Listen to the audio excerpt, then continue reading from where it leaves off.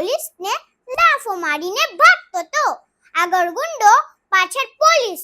Police સાહેબ થાકીને બેસી ગયા. પછી મેં કહ્યું કે તમે બેસો, હું પકડી લાવું છું. પછી શું?